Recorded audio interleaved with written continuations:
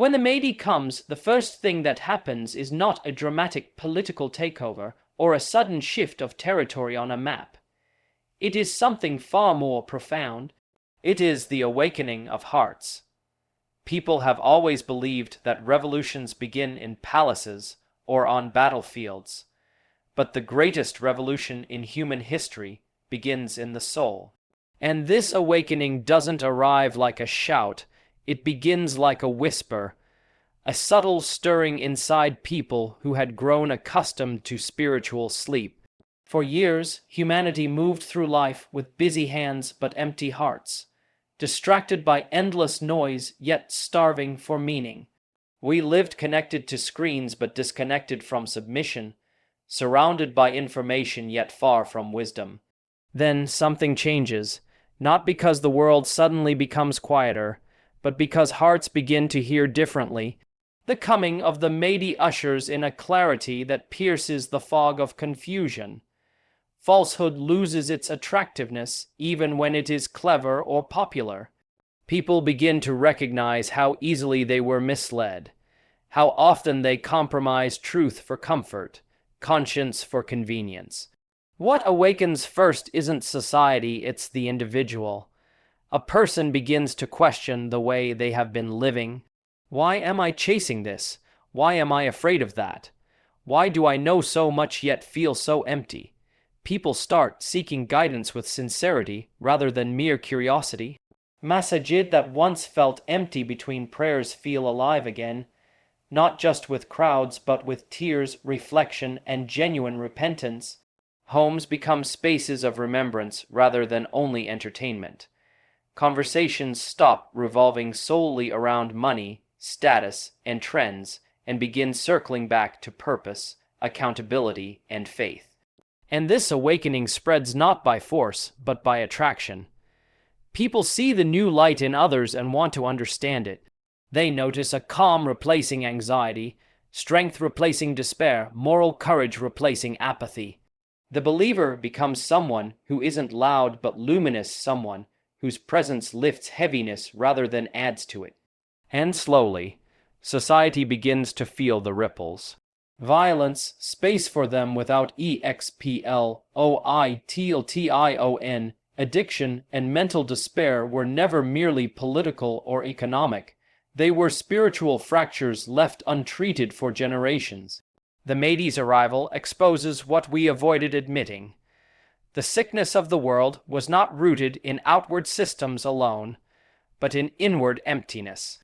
This awakening also corrects something else: our understanding of success. For generations, success was defined by accumulation: who earned more, built bigger, traveled further, dominated faster. But hearts awakened to truth are no longer impressed by fleeting things. People recalibrate their ambitions. They want clean earnings more than large earnings. They crave integrity over popularity. They desire consistency over applause. And for the first time in a long while, humility becomes more admirable than arrogance. The quiet servant begins to outshine the public showman. The one who gives unseen becomes more respected than the one who posts generosity online. It becomes cool to be sincere again. Rare becomes beautiful again, and with awakening comes accountability. When hearts come alive, they no longer numb themselves to wrongdoing. People stop justifying sins under the banner of everyone does it. They stop watering down faith to avoid personal discomfort. The awakened soul cannot pretend. It feels the weight of responsibility to family, to neighbors, to the suffering, to Allah. Prayer isn't rushed, it's longed for. Charity isn't a leftover, it's prioritized. Forgiveness isn't postponed, it's practiced. Righteousness is not perfect, but it becomes intentional. Effort replaces excuses. This shift dismantles the culture of numbness. For so long, humanity learned to cope through distraction rather than through devotion. A scroll instead of sujud, entertainment instead of introspection, noise instead of remembrance. The Mahdi's era interrupts that cycle. It creates a hunger for depth in a shallow age. People want knowledge that reforms behavior, not trivia that merely fills minds. Emotional healing aligns with spiritual healing. People stop asking, "What makes me feel good right now?" and start asking, "What makes me right with Allah?" And the beautiful thing is, this awakening transcends labels. It's not confined to ethnicity, nationality, or social class. It does not need perfect Arabic accents or scholarly backgrounds. It reaches the young person buried in confusion and the elder weighed down by regret. It reaches the broken home and the luxurious mansion. It reaches the skeptic humbled by signs and the believer renewed by certainty. Everyone is invited into wakefulness, but make no mistake, awakening is not comfort. When hearts awaken, complacency becomes painful. A sleeping conscience dreams peacefully. An awakened one demands change. People feel the urgency to reform themselves before seeking to reform the world. They wrestle with habits they once excused. They confront egos they once fed. Growth becomes uncomfortable, but fulfilling.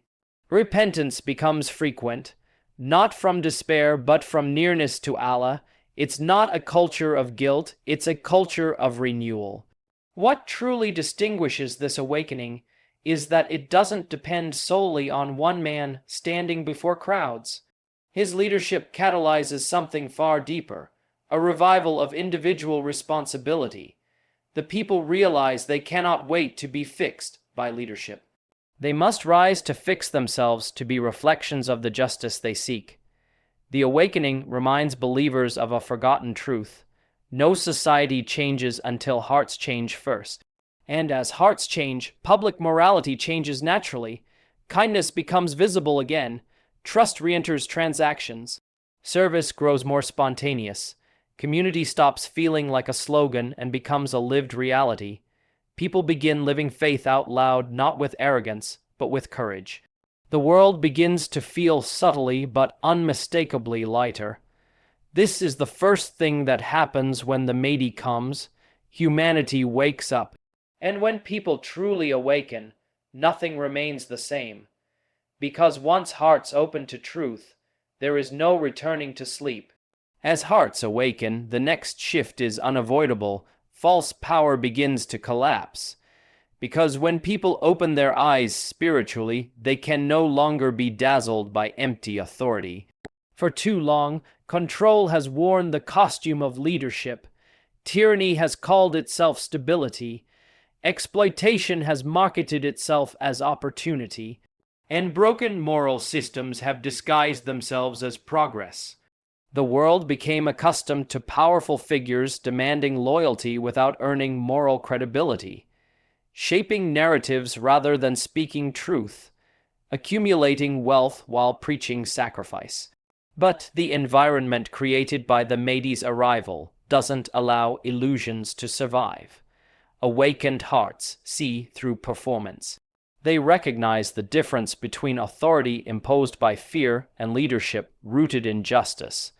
The collapse doesn't begin with a siege. It begins with exposure. When truth is spoken consistently, it becomes impossible to hide corruption under polished speeches or religious slogans. People begin questioning systems they once accepted without resistance. Why is injustice normalized? Why are the poor silenced while the corrupt are protected? Why does influence concentrate into fewer hands while responsibility seems to disappear? The Mahdi's leadership ignites something radical, moral scrutiny. And once society regains its conscience, no empire built on deception can stand comfortably anymore. What truly crumbles is not governments alone, but mental submission to injustice. A community that has awakened learns that patience does not mean passivity, and obedience does not mean silence against oppression. The misuse of scripture to defend wrongdoing is exposed.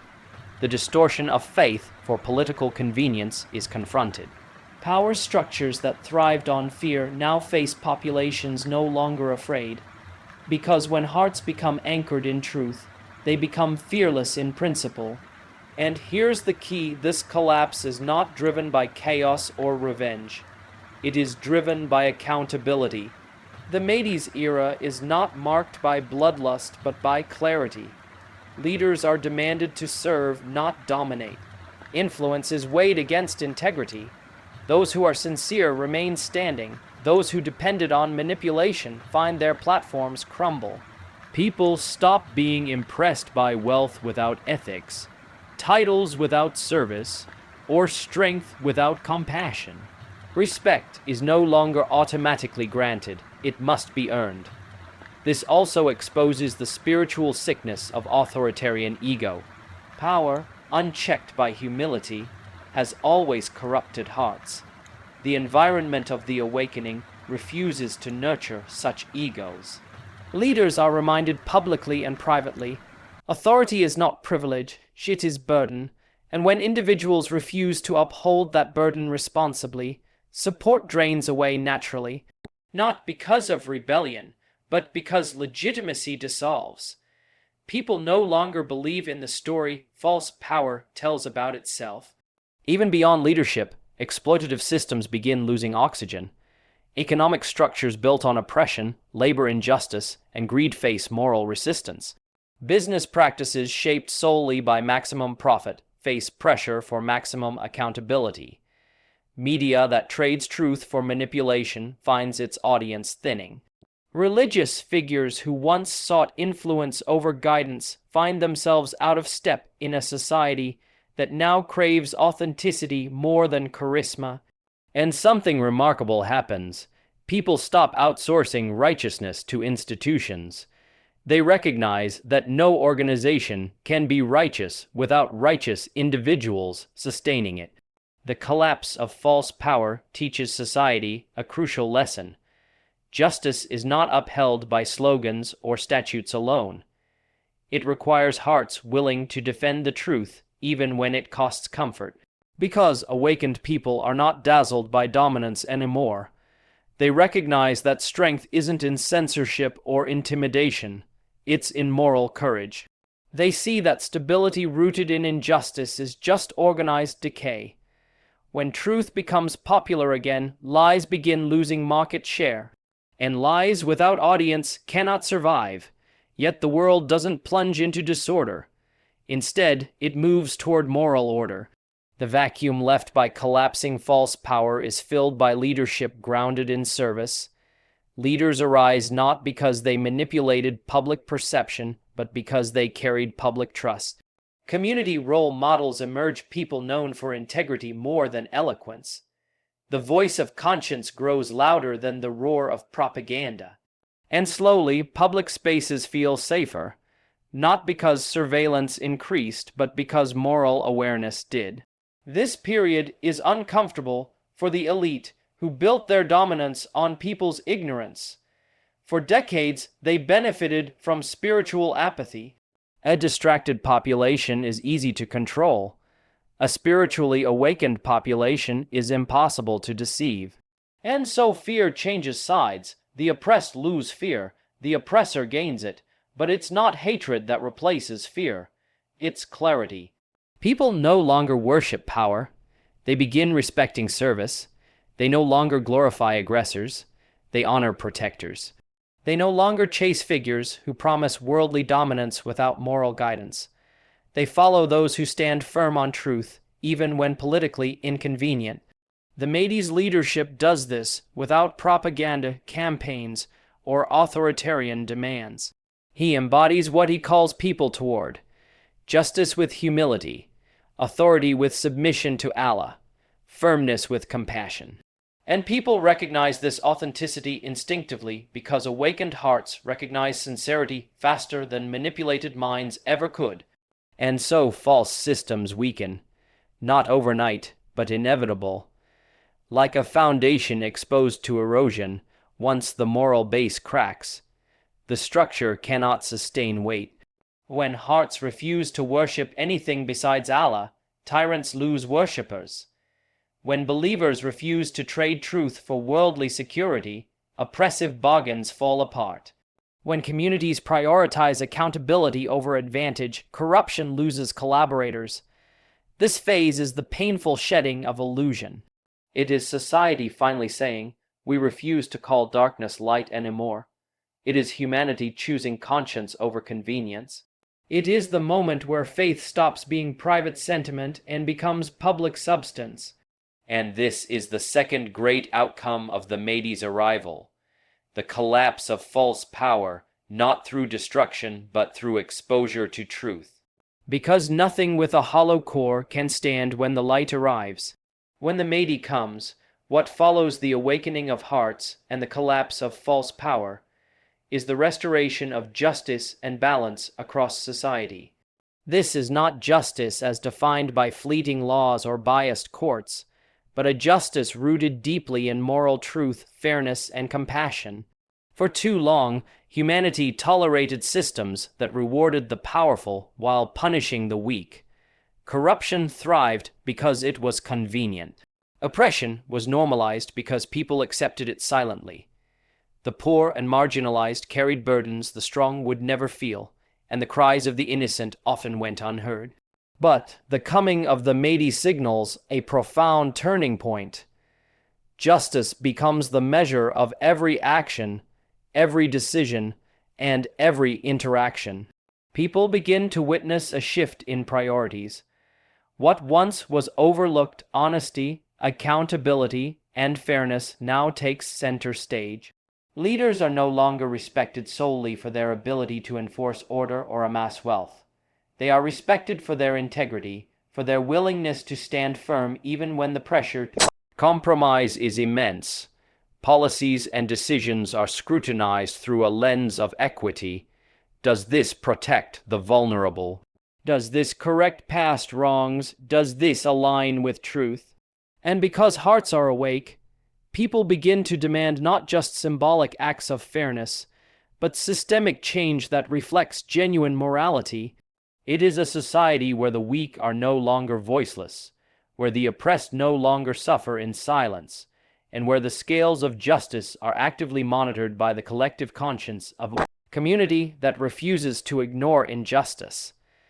And yet, this restoration of justice is not limited to outward circumstances alone. It begins inwardly. Each person, aware of the awakening within themselves, feels compelled to correct their own wrongs, to mend their own biases, and to live in a way that reflects truth. Justice becomes personal before it becomes societal. When a person experiences the weight of their own failings and chooses to act rightly, they contribute to a larger wave of integrity that moves across families, neighborhoods, and nations. Suddenly, justice is not an abstract concept discussed in legal texts or sermons. It is alive in everyday decisions, in the honesty of trade, the fairness of leadership, and the compassion shown to strangers. People begin to understand that no society can truly be just if its individuals are not committed to moral accountability. The restoration of balance also touches the economic and social structures that were long skewed by favoritism and exploitation. Wealth is no longer hoarded while basic needs are neglected. Opportunities are created for those previously marginalized, and merit replaces nepotism and manipulation. Communities learn to share responsibility, not just resources, and fairness becomes embedded in the social contract rather than remaining an aspiration. Corruption is met with resistance, not just from the government or institutions, but from ordinary citizens who refuse to normalize compromise. And as justice spreads, the very culture of society changes. Greed and selfishness are no longer celebrated. Integrity and responsibility regain their dignity. Ethical action becomes aspirational, and immorality loses its social allure.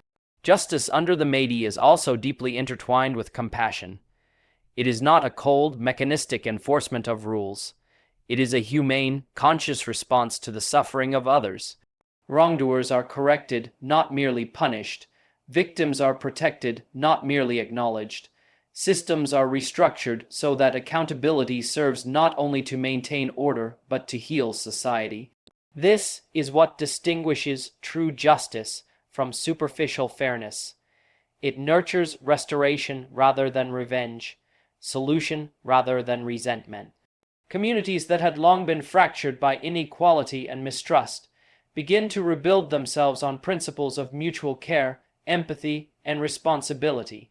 People are no longer content with ignoring suffering because the Mahdi's influence awakens a moral urgency that cannot be silenced by comfort or fear.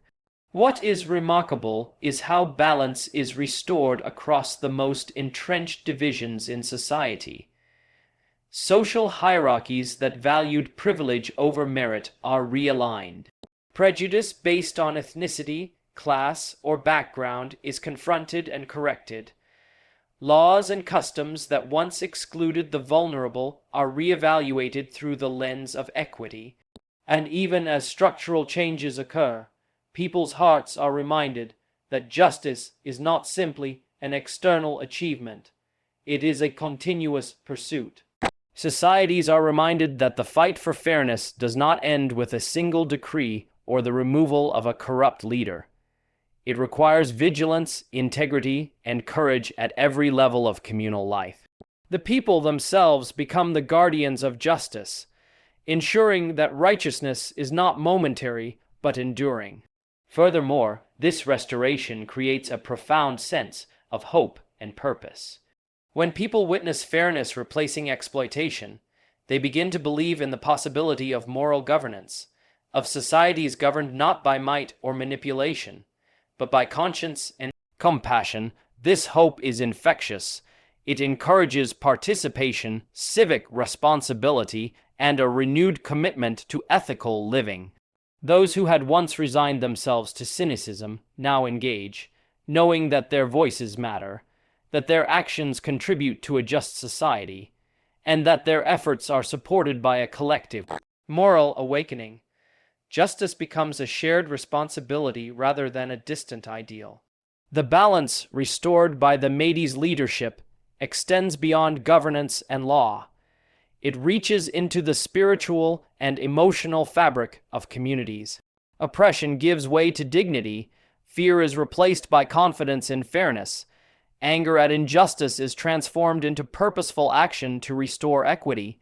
People begin to recognize that the restoration of justice is not only a political necessity, but a spiritual obligation, a reflection of the divine mandate to uphold truth and protect the vulnerable. As a result, moral courage becomes commonplace and wrongdoing finds less fertile ground to grow.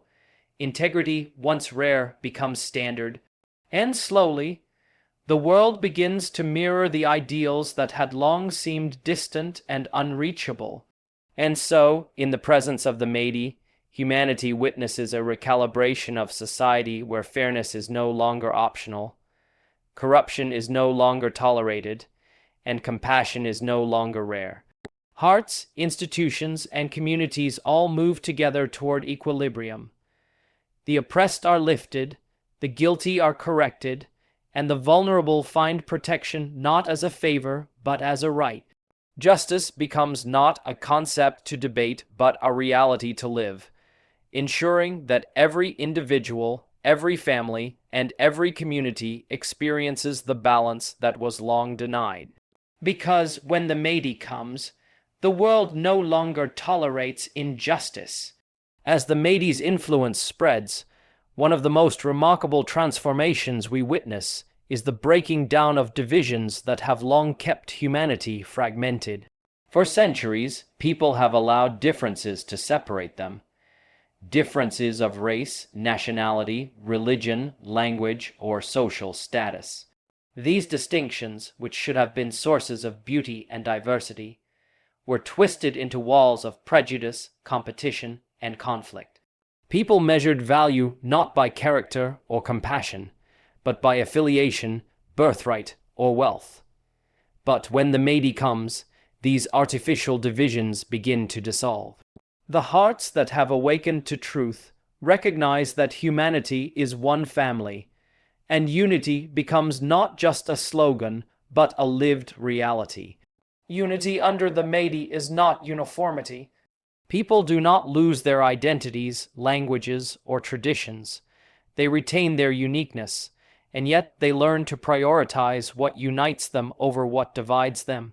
The walls built by arrogance, fear, and ignorance start to crumble. Communities that once mistrusted each other discover that their fears were amplified by misunderstanding. Neighbors who once avoided conversation begin to share meals, exchange knowledge, and cooperate on common goals. The realization dawns that differences are not threats, they are opportunities for enrichment, learning, and mutual respect. The Mahdi's presence shows humanity that cohesion does not require erasing identity. It requires elevating empathy. And this unity is not imposed, it is natural. When people see justice restored and hearts awakened, they are drawn to collaboration. Hostility loses its appeal because the moral compass of society has shifted. The appeal of revenge, dominance, and exploitation fades when fairness, integrity, and compassion are celebrated. People begin to evaluate others based on their actions rather than the groups they belong to. The criteria of judgment move from external labels to internal virtues: honesty, humility, courage, and service. Those who were once enemies recognize that fighting each other was futile when the real battle was against injustice, falsehood, and oppression. The Mahdi's coming illuminates that shared values are stronger than inherited divisions, and common purpose becomes the glue that binds societies together. This shift toward unity also redefines leadership and community relationships. Leaders are no longer admired for their ability to manipulate tribal loyalties or exploit social tensions. They are valued for their ability to foster cooperation, resolve disputes fairly, and act as stewards of collective welfare. Disputes between communities are addressed with dialogue, mediation, and fairness rather than force or coercion. Long-standing rivalries, once inflamed by politics or historical grievances, begin to cool. The culture of suspicion and hostility gives way to one of trust and mutual accountability. People start to see each other as partners in a shared destiny rather than competitors in a zero-sum game. At the personal level, unity transforms relationships profoundly.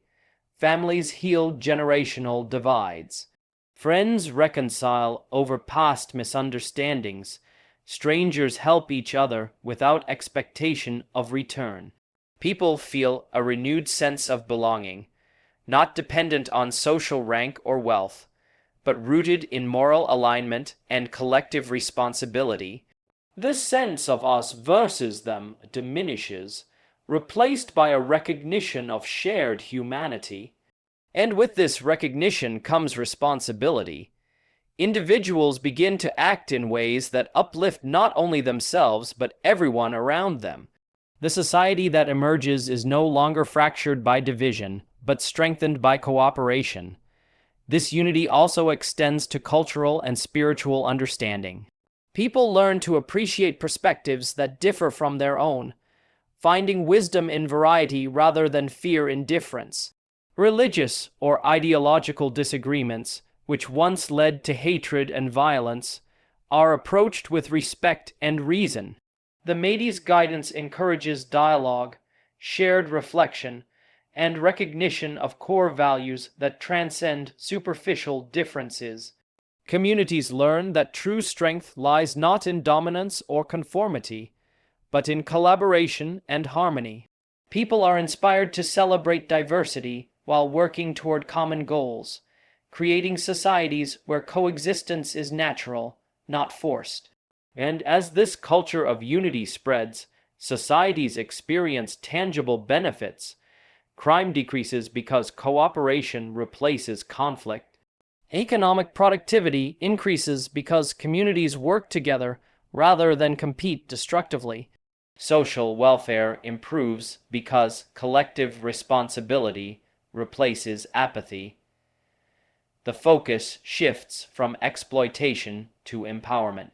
People stop hoarding knowledge, wealth, or resources, and instead share them to build collective well-being. Individuals realize that their success is interconnected with the success of others, and selfishness becomes unsustainable in a morally awakened society. What is most profound about this unity is that it does not rely solely on laws or enforcement. It is a moral gravity that pulls people toward one another. When hearts are aligned with truth, fear of the other disappears. Suspicion loses its grip. Hatred and resentment lose their power. And in their place, trust, respect, and cooperation flourish. People no longer need coercion to act fairly or kindly. They act rightly because their awakened hearts demand it. They begin to internalize the principle that no one can truly prosper while others suffer, and no one can claim righteousness while ignoring injustice. Even in regions long torn by war, tribalism, or prejudice, this unity finds expression. Former rivals negotiate peace, not for temporary convenience, but from genuine moral conviction. Communities rebuild together, understanding that reconciliation is not weakness but strength. Mutual respect becomes the standard for interaction. Leaders are judged by their ability to unify rather than divide, and the very notion of victory transforms, from dominance over others to collective flourishing.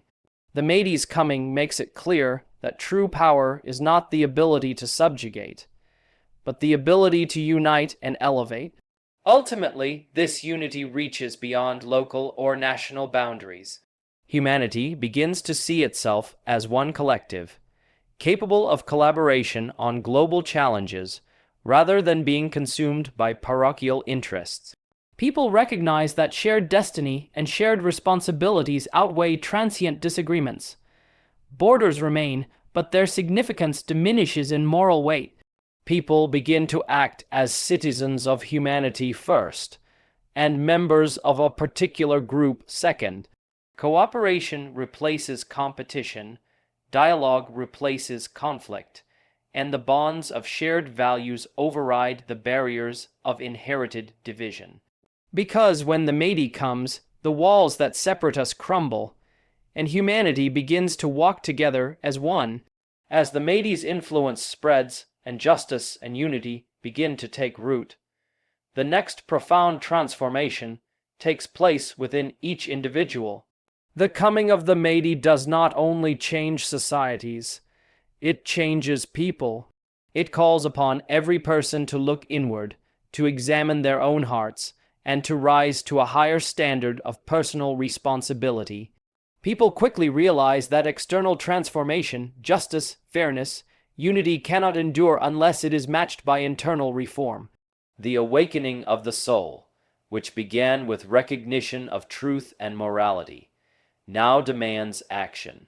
It demands that individuals become active participants in building the world they wish to see, rather than waiting for change to be delivered from the outside. This internal transformation begins with accountability. People start to understand that excuses no longer suffice. No longer can one claim ignorance or negligence as justification for wrongdoing. Hearts that have been awakened by the Mahdi's guidance recognize that responsibility is inescapable, and it begins with personal conduct. Individuals examine their habits, their intentions, and their relationships. They ask themselves difficult questions. Am I living in a way that reflects integrity? Am I contributing positively to my family, my community, and my faith? Am I honest in my dealings, consistent in my prayers, sincere in my words? These questions are not rhetorical. They demand honest answers and they demand action.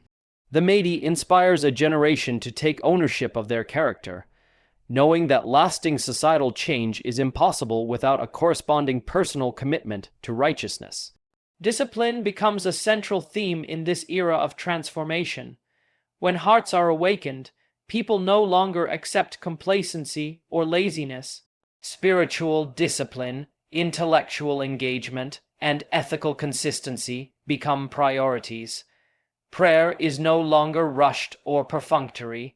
It is approached with mindfulness and reverence. Charity is no longer optional or minimal. It is pursued with intention and compassion. Daily life, once dominated by distraction and convenience, becomes a canvas for deliberate action aligned with moral principles. People begin to structure their lives not around fleeting pleasures, but around lasting impact, recognizing that their efforts contribute to a larger purpose. Even small acts, performed with sincerity, carry weight and ripple outward to affect families, communities, and societies. And as individuals commit to personal transformation, moral courage begins to flourish. People no longer hide behind anonymity or conformity when wrongdoing occurs. They speak out against injustice, not for recognition, but because conscience demands it. Integrity is no longer situational, it becomes habitual. Individuals refuse to compromise principles for temporary gain or comfort. They hold themselves accountable even when no one is watching, understanding that true alignment with truth is measured by consistency, not applause. The Mahdi inspires not a passive following, but active participation in upholding the moral framework that sustains justice and unity. This transformation also cultivates a deep sense of empathy and compassion. Personal responsibility is not self-centered, it extends outward. People begin to see their neighbors, colleagues, and strangers as individuals deserving of dignity and care. They recognize that their actions or inactions affect others. The awakened individual does not tolerate oppression, exploitation, or neglect, and actively seeks to alleviate suffering whenever possible. Service becomes an expression of faith, and every act of kindness reinforces the moral fabric of society. In this way, personal transformation and communal responsibility are intertwined. As individuals rise in character, they lift others with them.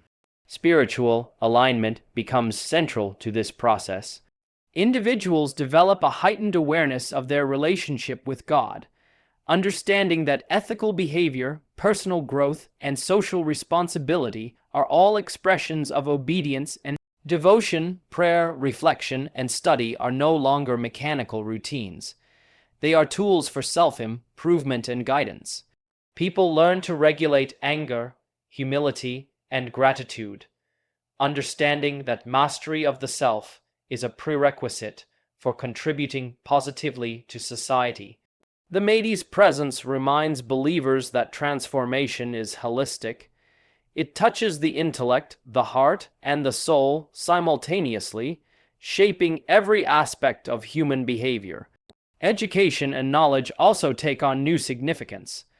People realize that intellectual growth is inseparable from moral responsibility. Learning is not pursued for status or wealth, but for the ability to think critically, make informed decisions, and guide others with wisdom. Skills and knowledge are applied for service, innovation, and justice, rather than personal gain alone. The awakening encourages reflection and discernment, equipping individuals to navigate complexity with ethical clarity. Knowledge becomes a tool of empowerment, not manipulation, and the informed individual becomes a pillar of moral and social stability. The Mahdi's coming also inspires self-discipline in managing desires and ambitions. Individuals learn to prioritize long-term goodness over immediate gratification. Materialism, envy, and pride are confronted with intention. People are encouraged to evaluate every pursuit through the lens of righteousness. Does this benefit others? Does this align with moral principles? Does this strengthen or weaken my character? The result is a society where personal ambition is harmonized with collective good, and where ethical reflection becomes a guiding principle in decision-making. Individuals experience freedom not from constraints, but from the bondage of self-centeredness, greed, and moral negligence. Relationships, too, are transformed as personal responsibility deepens. Families become schools of character, where elders mentor the young not only in knowledge but in virtue. Communities cultivate accountability through example and encouragement rather than coercion.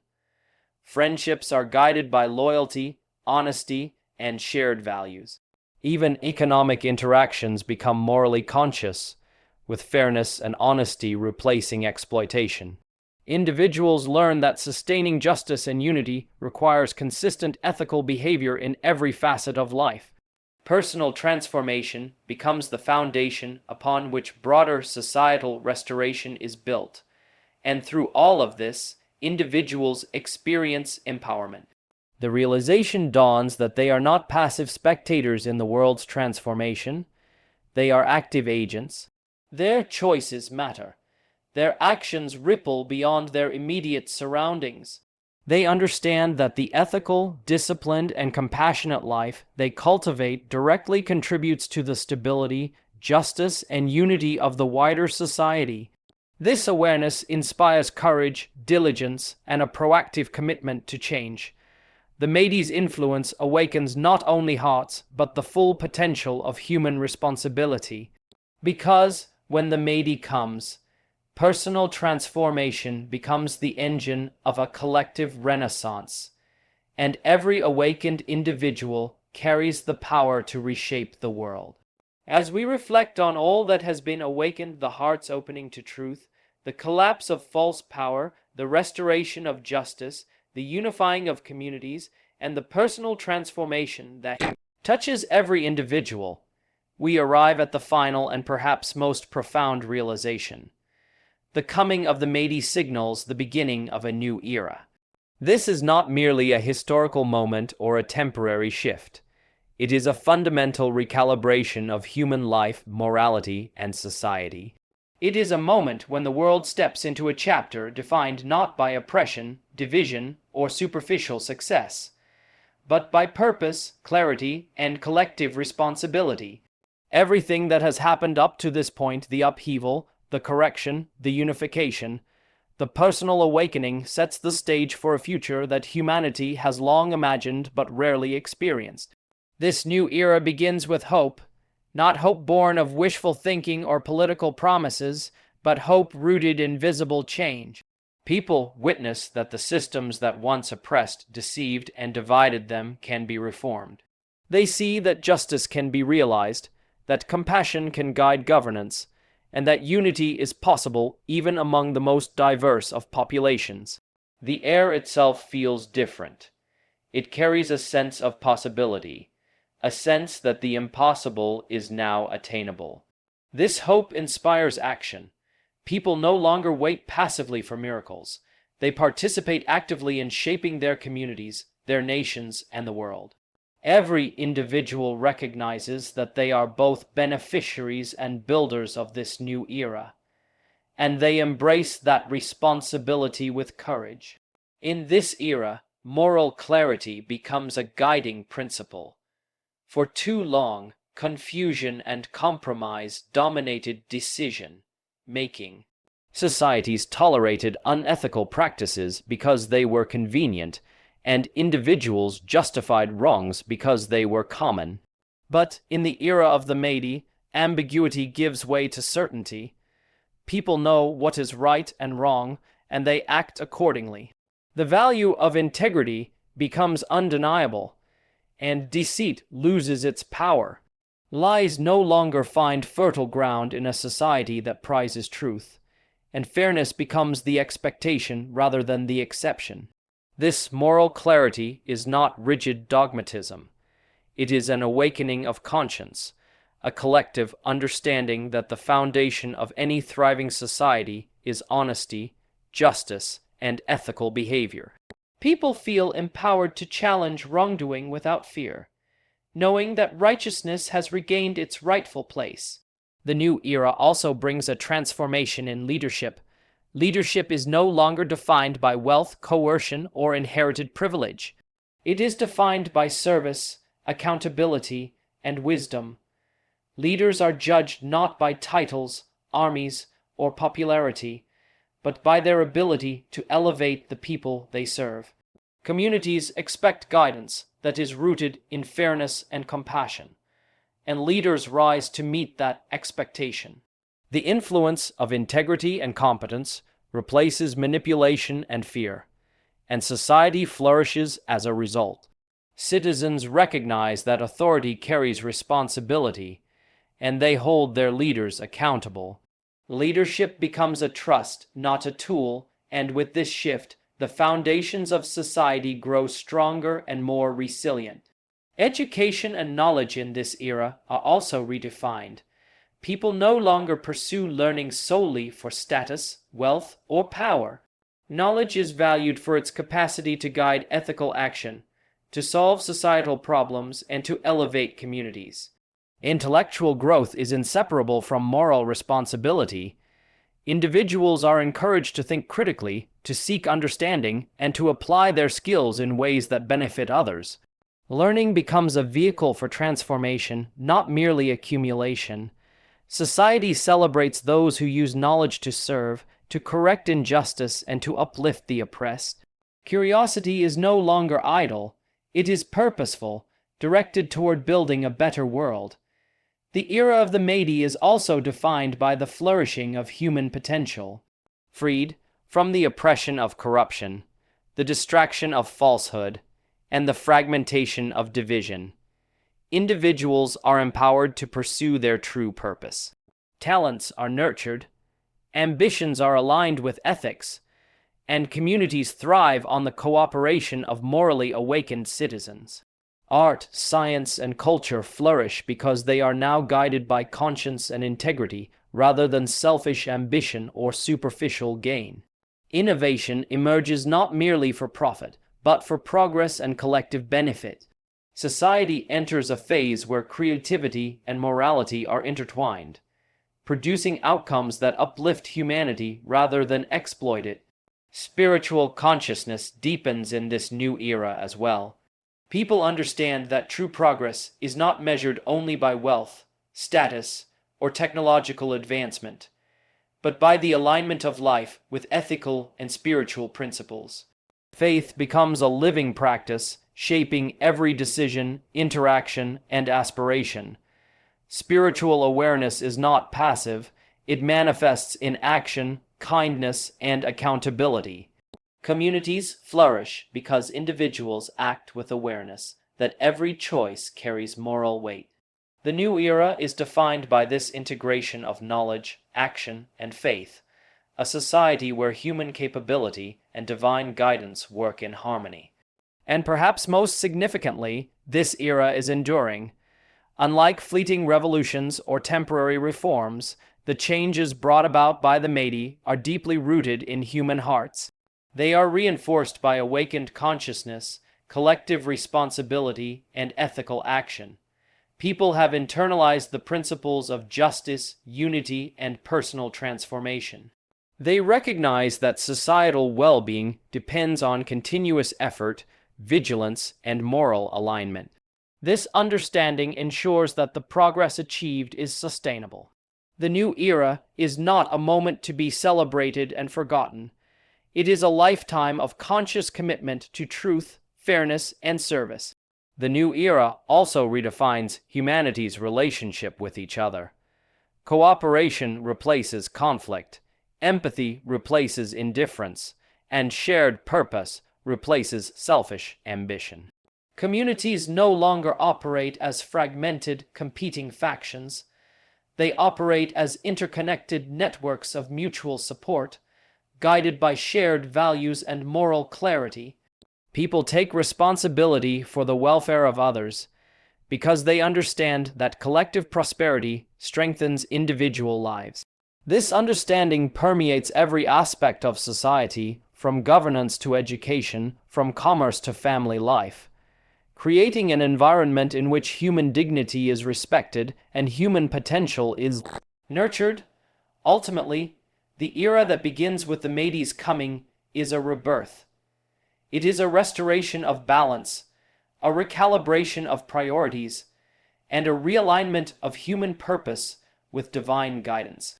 It is not the end of history, but the beginning of a chapter defined by hope, justice, unity, and moral awakening. Every individual who participates in this transformation contributes to a society that is stronger, wiser, and more compassionate than anything that has come before. It is an era in which humanity is called to rise together, to live intentionally, and to build a world that reflects the highest ideals of truth and righteousness. Because when the Mahdi comes, humanity steps into a new era, and nothing will ever be the same again.